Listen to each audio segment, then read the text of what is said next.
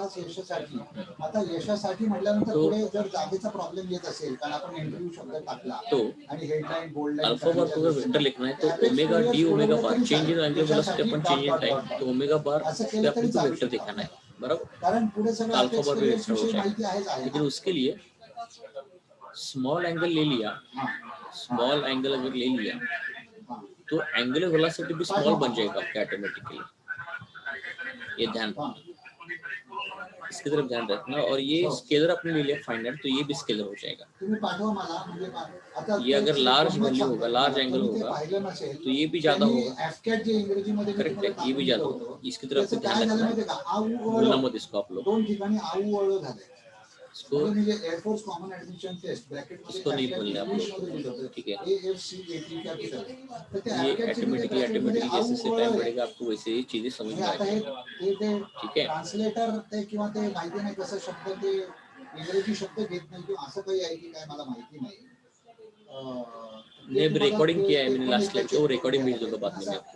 आऊ असं कसं झालं ना, आणि दोन्ही ठिकाणी बरोबर सेम कॅपिटल एफ सी ते तुम्ही चौथ्या ओळीतच आहे बघितल्या ओळीत. कारण या गोष्टी गमती तुम्ही पण तुम्हाला पुढे पण आता या गोष्टी करत राहायला लागणार आहेत ना. म्हणजे मग तुम्हाला पण त्या लोकांना तिकडे. इसमें मैं क्या करता हूँ कि फिर से वही हम लोग मोशन कंसिडर कर लेंगे. असं माझा पण एंटी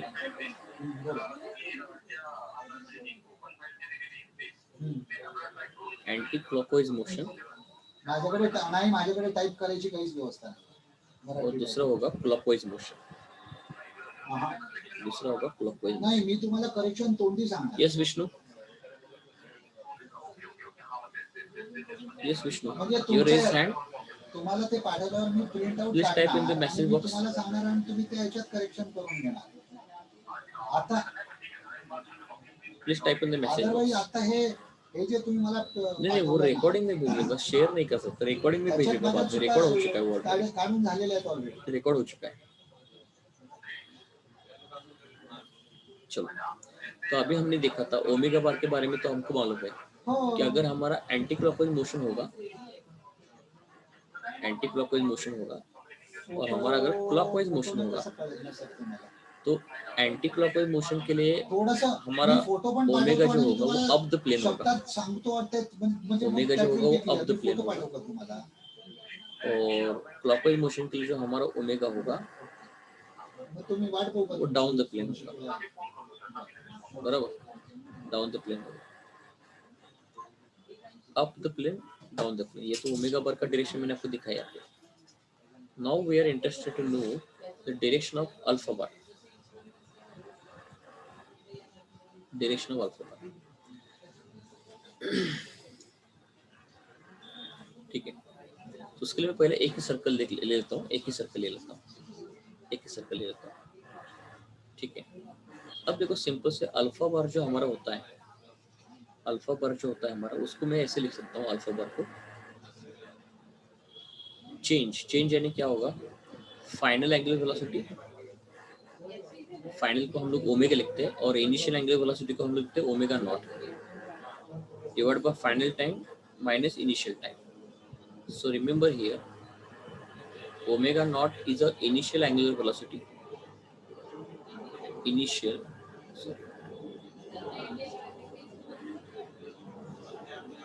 ये होगा हमारा initial angular velocity.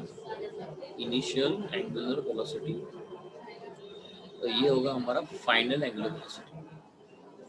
Final angular velocity, final angular velocity. अब इसमें भी दो केसेस है बच्चों, अल्फा के डायरेक्शन निकालने के लिए इसमें भी दो केसेस है. वो फर्स्ट वाला केस क्या है कि अगर फाइनल वैल्यू अगर आपकी ज्यादा हो गई किससे, इनिशियल से, यानी फाइनल वेलोसिटी अगर ज्यादा हो गई इनिशियल से, तो ये अल्फा बार क्या होगा, पॉजिटिव होगा ना, पॉजिटिव डायरेक्शन दिखाएगा. ये अल्फा बार की वैल्यू क्या होगी, पॉजिटिव होगी. लेकिन ओमेगा बार की वैल्यू अगर कम हो गई, तो फाइनल वैल्यू अगर कम होगी तो अल्फा बार नेगेटिव आएगा. ये मैंने पिछले बार पढ़ाया था ये वाला पार्ट. एक्सेलरेशन कब पॉजिटिव होता है, कब निगेटिव होता है. यानी वेलोसिटी जब स्पीड बढ़ता है तो एक्सेलरेशन पॉजिटिव होता है. तो देखो, तो whenever velocity is increasing, velocity is increasing, at that time acceleration is positive. But whenever velocity is decreasing,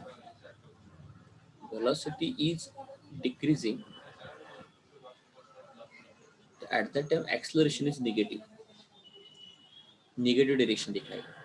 अब सोच के देखो, अब सोच के देखो कि जब हमारा जो फैन होता है ना, फैन, हम लोग जब घर में फैन को चालू करते हैं तो फैन का इनिशियल स्पीड कम होता है और स्लोली स्लोली बढ़ते जाता है.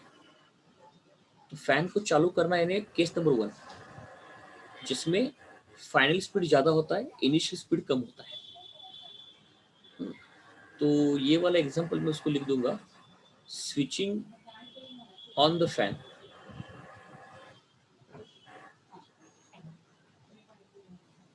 तो लॉजिकली सोच के देखो ना, इतना इसमें दिमाग लगाने की भी जरूरत नहीं है. फैन को हम लोग जब शुरू करते हैं तब वो जो ब्लेड का एंगुलर वेलोसिटी होता है वो कम होता है, लेकिन जैसे जैसे टाइम बढ़ेगा एंगुलर वेलोसिटी बढ़ते जाता है, तो उसको बोलते हैं एंगुलर वेलोसिटी इंक्रीजिंग. अगर एंगुलर वेलोसिटी इंक्रीजिंग है तो आपका एंगुलर एक्सेलरेशन पॉजिटिव आएगा, पॉजिटिव डायरेक्शन में जाएगा. तो पॉजिटिव डायरेक्शन देखो हमारे यहाँ पे क्या है, हमारे यहाँ पे एंगुलर एक्सेलरेशन फिर ये पॉजिटिव एक्सिस के डायरेक्शन में आ गया, पॉजिटिव एक्सिस के डायरेक्शन में. लेकिन अगर मैं एंगुलर एक्सेलरेशन को पॉजिटिव एक्सिस के डायरेक्शन में दिखा रहा हूँ तो मुझको यहाँ पे लिखना पड़ेगा कंपल्सरी कि angular velocity is increasing, angular velocity is increasing, angular velocity increasing.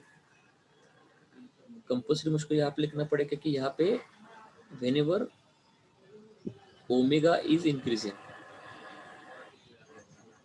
whenever omega is increasing,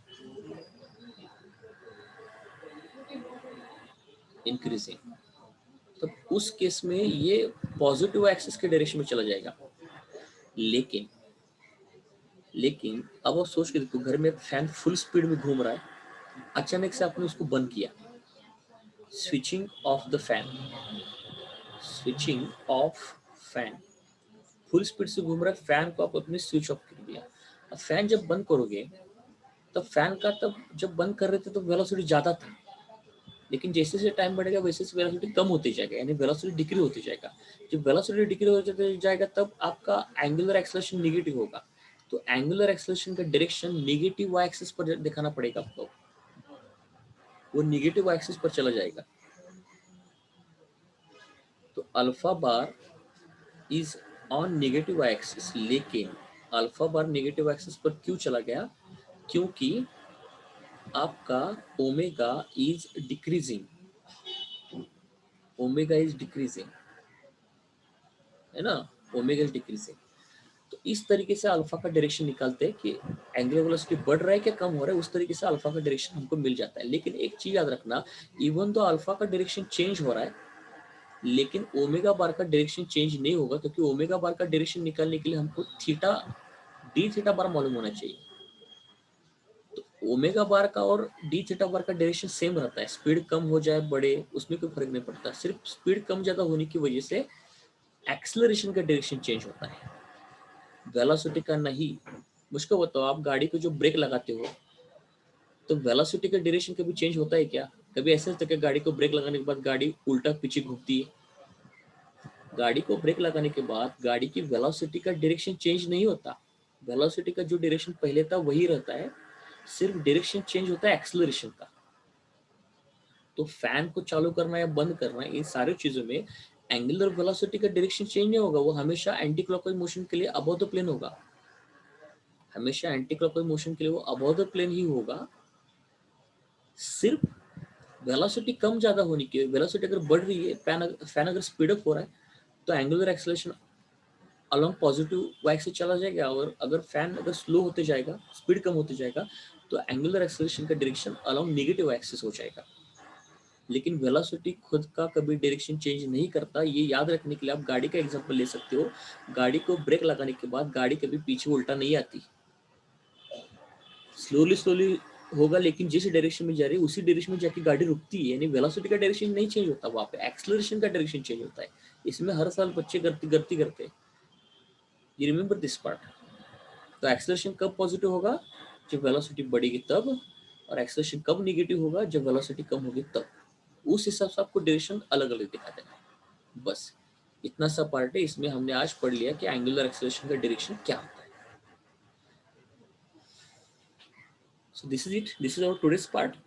तो ये लास्ट का पार्ट भी आप होमवर्क के लिए ले सकते हो क्वेश्चन, कि show the directions of angular accelerations. तो आप इसको अलग अलग डायग्राम बनाओ, मैंने इसमें एक में ही दो ही चीजें बताई, आप इसको अलग अलग करके दिखाओ, नो प्रॉब्लम इन दैट।